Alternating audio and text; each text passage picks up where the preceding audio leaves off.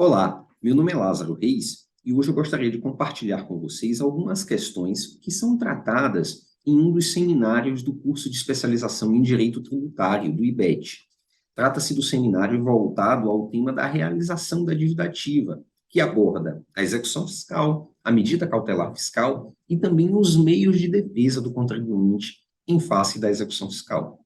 Num primeiro momento, eu gostaria de falar um pouco sobre o ciclo de positivação da obrigação tributária e o incremento que a exigibilidade experimenta ao longo deste ciclo de positivação. A exigibilidade torna-se mais forte gradualmente, a partir e através deste ciclo de positivação. Num primeiro momento, antes de praticado o ato de constituição da obrigação tributária, nós temos uma exigibilidade meramente potencial. A partir do momento em que praticado o ato de constituição da obrigação, nós temos exigibilidade efetiva. E, na hipótese de decorrer o prazo para pagamento do tributo, tornando-se o sujeito passivo inadimplente, passa-se a falar em exigibilidade efetivo pendente. É este estado de pendência que caracteriza-se como uma verdadeira situação patológica na obrigação tributária. A obrigação tributária nasce com um destino muito bem definido, que é o de extinguir-se por meio do pagamento. Então, a partir desta situação de inadimplemento, no entanto, que a princípio é um fato social, um evento social, é necessário traduzir este evento social de inadimplemento em linguagem jurídica, e esta tradução em linguagem jurídica opera-se através do ato de inscrição em dívida ativa.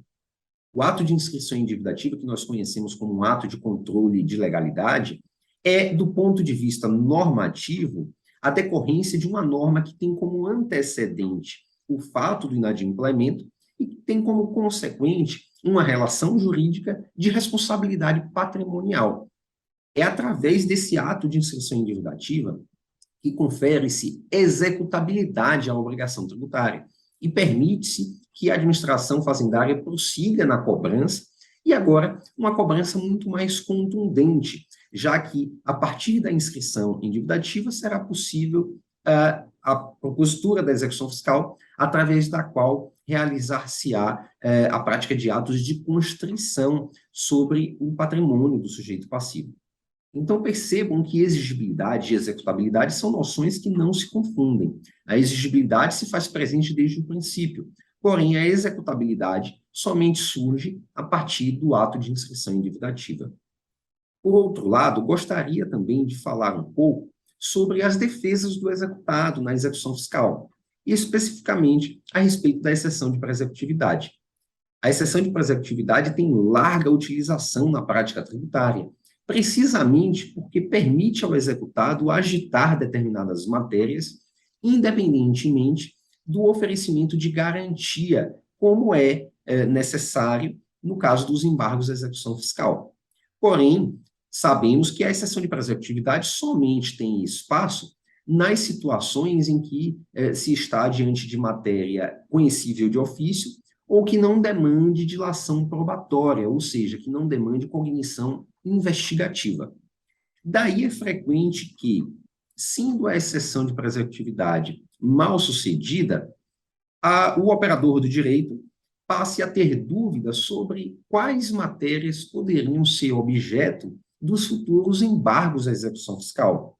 E aí há alguns aspectos importantes para os quais devemos atentar.